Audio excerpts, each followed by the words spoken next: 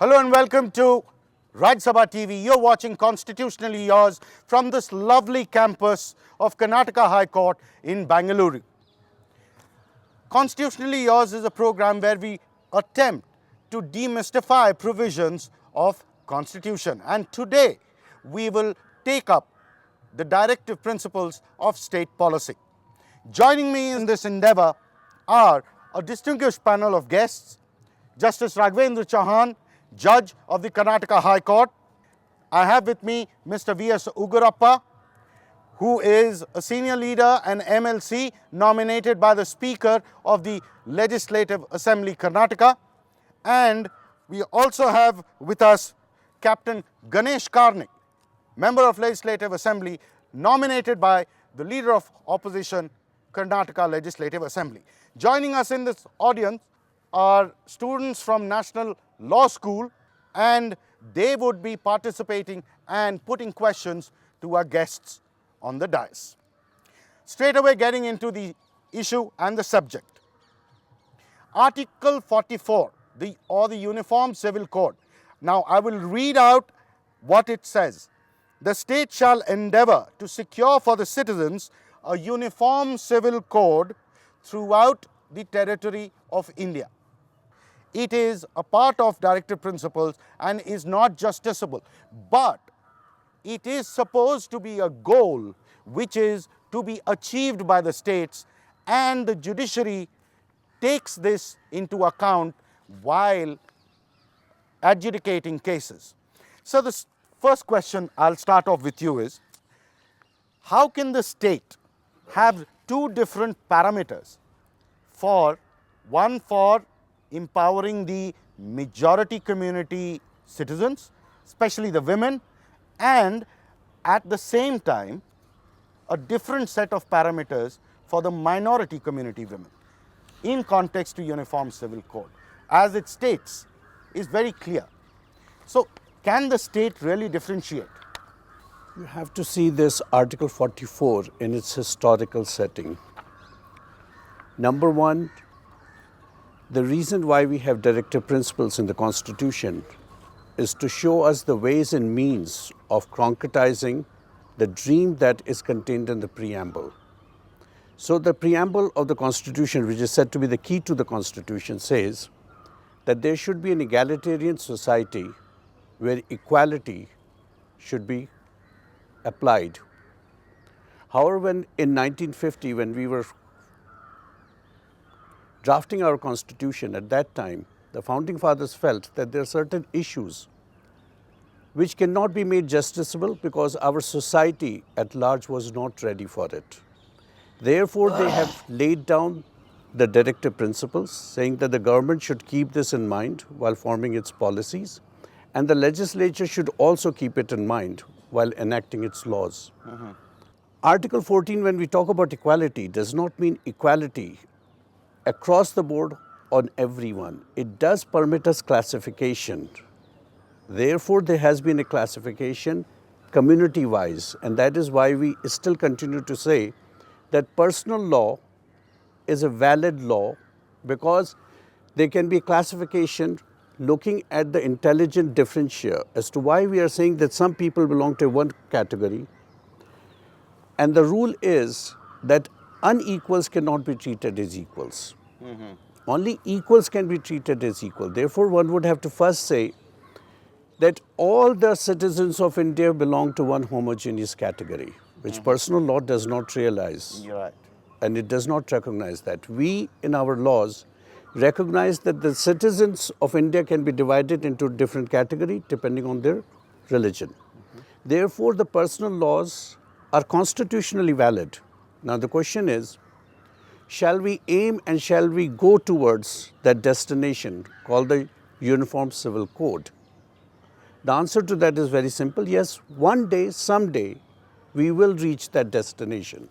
The question today is, shall we begin the journey today, or shall we wait for another 10 years, 20 years, till the society emerges and gets to the level where people are willing to accept a uniform civil code? And that is the question today that is being faced by our country and our society. So what you're saying is it is imminent but the timeline is not clear. Yes, it is. In fact, I would not say that it is imminent in the sense it will be realized, but it is hoped that it will be realized. Okay, so there is still issue as far as realizing it is concerned. Absolutely. That you will find in any constitution. For example, the American Constitution all equally talks about equality. But the question is, do you have equality in America? Even despite it having covered a journey of 250 years, the answer is no. Therefore, constitutions are nothing but a document, a living document, which says this is the plan, these are the paths that we should take for achieving an egalitarian society. But whether we will ever become an egalitarian society, that is a question mark. Mr. Ugrappa, now the same question. Can the state have two different parameters, especially for women, where the majority community women have been given equal rights, in fact to the extent that they now enjoy rights in patriarchal property, also have rights in Hindu undivided families, which are entities recognized by the state. Now, there is a huge jump that has happened. Is it really fair to keep a minority section of the women not empowered? See, our constitution is a unique one. The main goal of our constitution has been narrated in the preamble, which says that ours is a secular democratic republic. See, as for the provisions of Article 14, 15 and 16, 14 says there shall not be a discrimination. So also Article 15 says there shall be any sort of discrimination on the basis of caste, creed, community, etc., etc. But in spite of it, there are provisions in more particularly under Article 16, subclass 4 and 5, where they have made a provision to give a adequate representation to the people who are in a needy. So this is one aspect. Another aspect, see, while the question is very straight, sir. Can the state differentiate between providing certain set of... Ultimately, Indian constitution, it is a Bhagavad Gita, it is a Quran, it is a Bible for the Indian citizens. See, ultimately we have to follow the dictum of constitution, even while framers. So, because the situation was not arisen to have a common civil code in those days, so that is why they made it, they put it in directive principles of state It's a policy. goal that has to be achieved by the state. Listen. It's a goal that has to be achieved by the state. Even the Honorable Supreme Court of India, as early as 1996, where they made it very clear, so that of course it is desired, but ultimately, if this society is going to have such a common civil code, so it will be a counterproductive.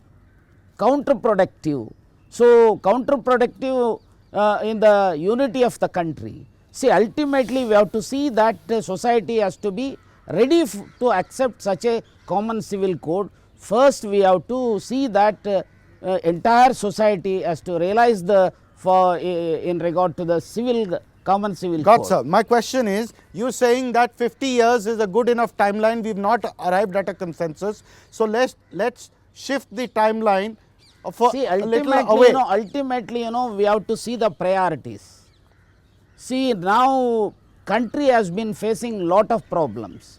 One side there is a security problem, other side there is a poverty, other side unemployment problem. First we have to give importance to the problems, then only we can think over on on such issues. So what you're saying is it's not really on the priority list, it's way down on the priority list. Yeah, see, ultimately we have so spent more than 70 years of our independence. You know, we have not find any problems at all. Yeah. So now, if at all, if the Parliament wants to make a law in this regard, I think ultimately Parliament has to see that whether the society is ready for it or not. Got it, sir. Yeah, I am purely on the point that the state has goals to meet and it's enshrined in the constitution, and the constitution wants the state to go that way. So just a second. Just a second, sir. The state has got a way to go, achieve that goal. See, you are just saying that it's low on the priority list, and the timeline has to be shifted. There are two things. One, fundamental rights of a citizen. Two, directive principles of a state policy. Priority has to be given for fundamental rights. Got it. Point well made, sir. Captain Karnik, on the same issue, sir, on the same thing, is it wise and fair to differentiate between two sets of citizens, one set of majority women citizens who get all the rights, all empowerment, and the second set of minority women citizens who are deprived from those rights? Is it fair? My simple answer is no. No further elaboration. Okay, so what you're saying is, what about the timeline and the priority? How important is it for you as far as the priority is concerned? The timeline, are we ready to really accept it? And the proposition that consensus needs to be arrived at. Well, I will go with what Justice said. When the Constitution was adopted and implemented in our country, it was not an egalitarian society. It was not a society of equality. When the founders of the Constitution, thought over this, they said it shall be the endeavour of the state. The word used, it shall be the endeavour of the state. That means they left it on the state to implement this. Unfortunately, after 70 long years, I wish we could have achieved the society of equality or egalitarian society. It has not happened. Now, do we keep on waiting for the society to become a society of equality? Or, your first question, do we provide or do we ensure that there is no discrimination as far as the citizen is concerned? That's where the contradiction is. So, I personally feel 70 years is a long wait, and it is time we implement the Uniform Civil Code as desired and as enshrined in the Constitution. So, yeah, the questions. My question is to Mr. Ugrappa. Sir, it's normally stated that reforms should come from within the community rather than being imposed from the top, as in the case of UCC. So my pointed question is, you think there were widespread consultations with the majority community while bringing the Hindu code bill? See, even among the Hindus, there is no equality. That is why we are having articles 332, 342. There is a provisions for scheduled castes, scheduled tribes, backward classes, and Anglo-Indians and etc. Did the state consult us? No, we can keep talking about this, sir. The pointed question is, did the state consult the majority community before bringing in the progressive changes? No, ultimately, see, in the democracy, the opinion of the public, opinion of the society has to be the final decision. So, unless the opinion of the society is otherwise, how can the parliament or any legislature can go for such thing? Captain Karnik, yes, I will. No, they did not consult. And if you were to consult, even Hindu community at large have differences. Today we are talking of civil laws, laws of inheritance. It's not the question of faith. Faith is very personal matter. You cannot discriminate in the name of constitution, in the name of state, with the basic rights you are talking of. I agree with my young friend when he said that, did you consult the majority community? You did not consult. Right. Because you thought they all should be brought under one civil law. Similarly, every citizen of this country belongs to this country itself. So you cannot have personal faith coming in place of civil law and say, I am a different guy, I want a different kind of code of conduct. No, it cannot happen. Sir, you wanted to contribute to it. I think the entire debate has to be seen from a different perspective. The question is, what is the function of law? At times it is said that law evolves as the society changes. That is one aspect of the law. There is another aspect of the law which says that it is for the law to lead the society, to bring about the change. Now the question that this young man is putting, he says, was the Hindu majority consulted? Perhaps our founding fathers thought, A, most of the persons who were members of the Constituent Assembly, they were from the majority of community. B, they thought that they are now drafting a constitution and the laws, and even the parliament when it began enacting 1955 and 1956 and start codifying the Hindu law. Perhaps at that time, please look at the historical background. We are trying to emerge from a feudal background to a modern one. Therefore, the feeling at that time was, let's bring about social reforms, not only social reforms, even economic reforms. Therefore, the milieu of that age is reform. It was better for us to introduce the reform for the majority rather than trying to suddenly impose on the minority. Please also remember that even in 1955, 1956, we were still under the trauma of the partition. Therefore, nobody was going to take a risk of starting an issue that is going to further subdivide this country. Integrity and unity of India was the foremost, paramount. Now, the question is, for every social reform, do we need to have a referendum? Possibly not. You can't go on going back to the civil society and saying, well, what do you think on this? It is taken for granted that when a parliament enacts a law, it automatically per se reflects the will of the majority. However, the Constitution also says that while we believe in the will of the majority, it also reminds us that you cannot forget the interest of the minority. Yes, sir. Therefore, we have to consult the minority. I'll just come to you, sir. No, in fact, in 1950 or 56, the scenario was entirely different. So that is why in the beginning, so they thought that the provisions which they made are suitable for this society, and they gave an hint. Ultimately, after achieving something, so this society or this country may go for a common civil code.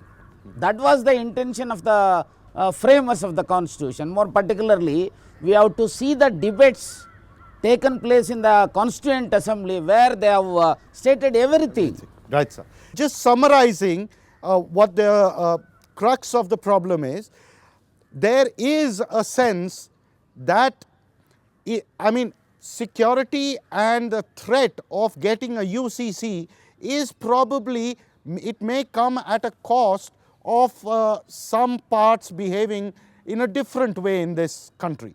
So that seems to be the biggest concern of against UCC, the argument made against the UCC. More on the other side of the break.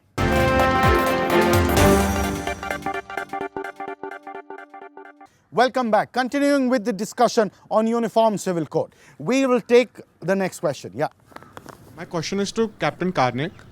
So, considering that each and every society has a capacity to absorb change, and since the union government is pitching for a UCC right now, so don't you think bringing gradual changes into personal laws would be more efficient, since the society can absorb to such changes, and then the goal of Uniform Civil Code can be achieved? So the question is that, is it possible to bring in the change gradually rather than go the hammer way? That one bang and the law leads the change, whereas what he is suggesting is it possible to do it piecemeal and stretch the timeline of... If you go through the debate during the Constituent Assembly, they talked about this. In fact, Nehru said, we'll do it in piecemeal. But I think 70 long years has been, we are trying to do all that. It is, I personally feel, now or never. So, I personally feel the questionnaire given by the Law Commission, it covers all these things. And when you are talking of a Uniform Civil Code, you are not getting into the domain of personal faith. You are given enough freedom to practice your personal faith. These are laws related to civil rights. So, and Constitution cannot discriminate. You can't have phases as far as women rights are concerned, as far as inheritance of property rights are concerned. So I don't agree that it has to be done in piecemeal or in phases. It has already been done in piecemeal phases, and they have taken 70 long years. It is time we have to take a call on this. Sir, the proposition that Mr. Karnik is making is that it's now or never, and it's been too long, that there is a difference between rights and faith, and that faith still continues to have a major part in everyone's existence, every citizen's existence, whereas rights are something that need to be differentiated from the faith. And he wants that it is time we gave the minority community women rights, not tamper with their faith.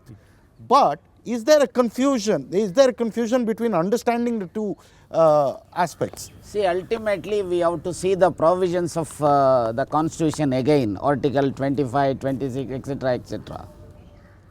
So, where some rights have given to the minorities. So, based on their faith. So, ultimately, you know, if at all if they want to bring a change in the entire scenario of our country, only one party which is now in power at center, they have been advocating on 4 issues. 1, common civil code. 2, repealing article 370. 4, Rama Janmabhoomi issue. 3rd, cow slaughter. So, they have been advocating since 1950 when they started Jan Sangh. Similarly, same issues they have been advocating after even forming BJP in 1980. Sir, right and faith. No, don't camouflage it with other listen, issues. Brother, listen. So, why they are hampering now? Right and faith to the So, point now that he they made. want to divide the society on this issue. Okay, They so want to divide the society on this issue to have a vote bank. See, ultimately unity of the country should be the paramount importance. but the same argument Even can be the given for Honorable you. Supreme Court of India made it very, very clear, if in this point of time, if common civil code is going to be made, it will be a counterproductive. I understand that, Mr. I Why want to Agarwal. make want one them to statement, take up this one issue? sentence and Yes, It is sir, yes, only sir. because of their promises which they made. We are not talking politics. Yeah. We are talking about the desire of the constitution. Correct. Right? No, Absolutely. Yes, sir. I'm sorry. So, my question, I want to to reply to Mr. Ugrappa, one has to see it again in the timeline. 1985, Shah Banu's case, for the first time the Honorable Supreme Court expresses its opinion and requests that perhaps the time has come for a uniform civil code. 1995, again, in fact in 95, the Honorable Supreme Court requests the Prime Minister to look into this issue. It also suggests that perhaps the Law Commission should be involved. From 1995 till 2016 we have travelled. If the government in its wisdom thinks that it is time to revisit that issue, we should not see it as a political move. We should see it that it is the state, not a political party, but the state that is trying to realize the goals of the the Constitution. goals of the Constitution. See, as early as 1996, Panalal's case, the Supreme Court made it very, very clear, it will be a counterproductive. Right, sir. Next question, quickly. So Can my I- question is it a good idea to use Goa as a model for entire India, because Goa has already the application of uniform civil code? Goa as a model, sir. That's a question that you should. Frankly speaking, yes, we should have Goa as a model, but what may be applicable and easily implementable in a small state like Goa may yet create problem in a large country like India. Because we have to be aware that India is not only divided between the majority and the minority community. India has other stakeholders, the tribals, Dalits. the Dalits. We have so many different customs that the question is, how would you deal with the customs of, let's say, a tribal? For example, in Rajasthan, and I can only speak about Rajasthan because I come from that state, we have a tradition among certain communities of nata, where a woman is permitted that she can leave her first husband and go with her second husband. Now that is a tradition and a custom of a particular community. Now the question is, when you are applying this civil uniform civil code, what happens to the customs of those communities? Do they become illegal? For example, in tribes in Orissa are permitted, a woman can have more than one husband. Then what do you do with polyandry? Correct. So we have to think about all these things, and it requires merely to say that 70 years does not mean that it is too long a period. A country, in order to evolve, and I always give the example of United States, 250 years. It has yet to evolve on its social issues. Social issues take a longer time to be resolved than other issues. For example, take the example of dowry. We have a Dowry Prohibition Act, but how many of us follow it? Right. Here's a law which is disjointed from the thinking of the society. You have yet to change the mindset of the people to follow that law. So the point is, the state has to exercise its right of Yes, providing, it must take meeting us- the goals. It must Brother, take us in fact- towards Yes, that I'll, destination. this is all we have time for in this show. We'll be back with a new show and a new episode. Keep watching Raj Sabha TV.